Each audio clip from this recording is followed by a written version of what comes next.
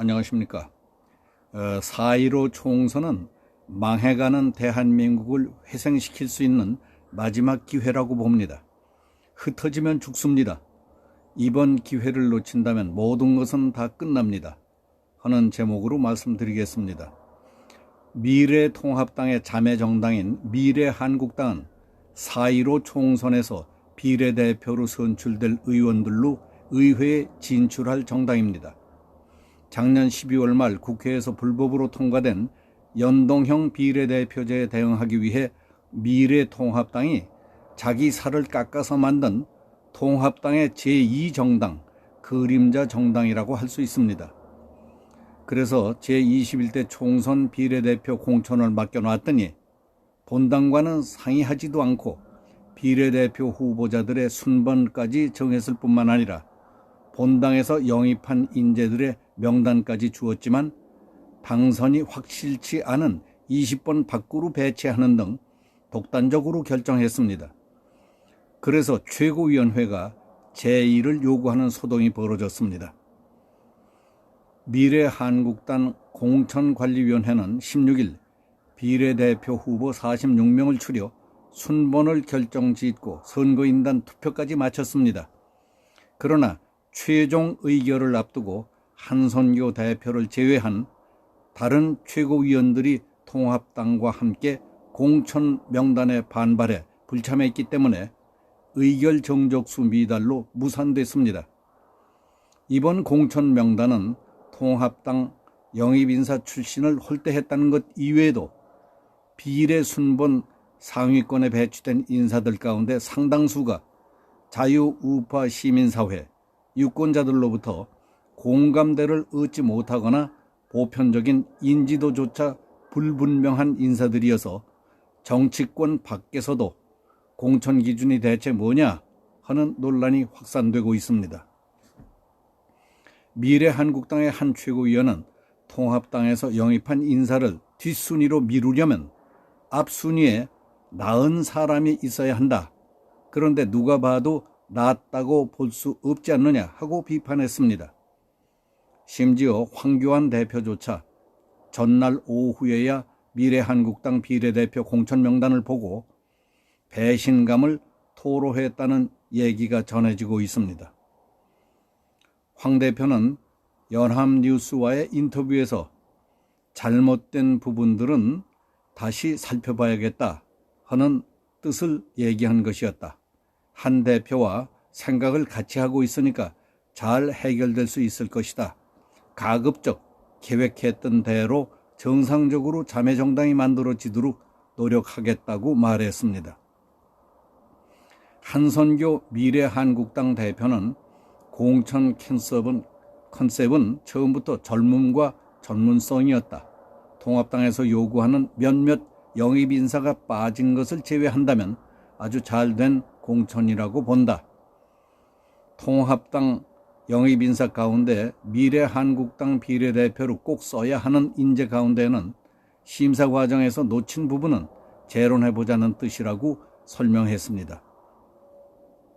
이 문제와 관련해서 공병호 공천위원장은 통합당의 인재 영입을 담당하는 분이 보는 인재와 제가 보는 인재, 그리고 미래한국당 공천관리위원 6명이 보는 인재상이 각각 다를 수밖에 없기 때문에 필연적으로 다른 인선 결과가 도출될 수밖에 없다. 어떤 분은 논공행상 차원에서 비례대표를 생각하지만은 저는 처음부터 지금까지 철저하게 미래대표 후보는 미래를 생각하는 그런 부분에 초점을 맞춰야 한다는 생각이었다고 말했습니다. 또 통합당 인재 영입 후보 대부분을 미래한국당 비례대표 후보군에 포함시키기를 황교안 대표 측이 원한다면 공병호라는 사람을 공천관리위원장으로 인선하지 말았어야 했다. 그것이 실수라면 가장 큰 실수라고 말했습니다. 나는 위에 한선교 씨와 공병호 씨의 주장을 들으며 논리나 이론적으로는 잘못된 것이 없다고 할 수 있겠지만은 지금 우리가 처해 있는 절박한 상황과는 동떨어진 느낌이 든다는 생각이 들었습니다. 한선교 씨가 말하는 젊음과 전문성 물론 중요합니다. 공병호 씨가 말하는 인재를 보는 눈이 사람마다 다르기 때문에 선택의 결과도 다를 수밖에 없다. 그 말도 맞습니다. 나는 미래에 대한 안목에 중점을 두었다. 황교안 대표 측이 원하는 사람만 뽑으려면 나를 공천위원장으로 정한 것은 실수였다고 한 말도 좀 야박하게 들리기는 하지만 말로는 다 옳다고 봅니다. 그러나 당신들은 지금의 난국을 정치 현장에 뛰어들어 해결하는데 몸과 마음 모든 것을 바쳐 도움이 될 사람을 뽑아줬으면 하고 기대했습니다. 미래에 대한 안목과 지혜, 전략, 필요할 때 무엇이든지 바칠 수 있는 용기와 혈기 있는 사람을 뽑아줬으면 했던 것입니다. 그런데 좌빨 정치인 비위만 맞추던 사람, 어디서 무엇하던 사람인지도 모르는 사람, 색채가 불분명한 기회주의적인 사람들보다 아스팔트 우파라든가 우익사회단체 같은 데에서 추위와 더위, 어렵고 힘든 일을 가리지 않고 지금까지 애써 뛰어온 사람들을 한 사람이라도 더 챙겼더라면 하는 아쉬움이 있다고 봅니다. 그래야 이 어려움을 헤쳐나가기 위한 단합에도 도움이 되는 것 아닌가 하는 것이 많은 사람들의 생각이라고 봅니다. 정치를 잘 모르는 소시민의 입장에서 볼 때에도 이번 4.15 총선의 가장 중요한 목표는 한마디로 압축해서 문재인 끌어내기라고 봅니다.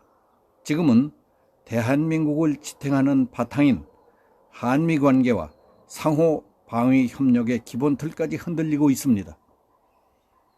돈독하던 한미관계는 마음은 떠나버린 빈 동맹처럼 되어버렸습니다. 북한의 핵무장과 9.19 남북 군사 합의에 따라서 대미 관계를 비롯해서 국방, 안보, 외교, 경제, 사회, 법질서, 언론, 의회, 헌법의 기본 틀까지 불안하기 짝이 없습니다. 최근에는 국민의 보건, 위생, 건강과 생명을 직접 위협하는 우한 폐렴 사태에 이르기까지 대통령의 독선과 아집이 막대한 국가적 손실과 고립을 자초하고 있습니다. 그것뿐이 아닙니다. 문 정권은 앞으로 남북 연방제 실시와 토지 공개념, 공수처 설치 등으로 사회주의 독재의 길로 들어서겠다는 로드맵이 명백하게 드러나 국민들은 문재인을 끌어내므로써 나라를 지키는 것이 우리들에게 주어진 가장 다급한 과제로 믿고 있습니다. 이 절체절명의 상황에서 4.15 총선이야말로 신라같이 기대하고 있는 대한민국 회생의 마지막 기회입니다. 지금은 미래를 이야기할 때가 아닙니다. 당장 발등에 떨어진 불부터 꺼야 합니다. 맑은 물만 찾을 때가 아니라 손에 잡히는 것이라면 허드렛 물로라도 불부터 꺼야 합니다. 이 판에 서로 트집 잡고 갈라지고 찢어져 봤자 결과는 뻔합니다. 70대 30으로 우파가 절대 우세하다고 하면 뭐합니까? 70이 4-5 쪽으로 찢어진다면 교육감 선거꼴이 나는 것 아닙니까?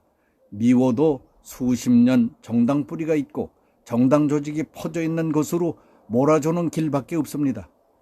그것도 못한다면 다 끝나는 겁니다.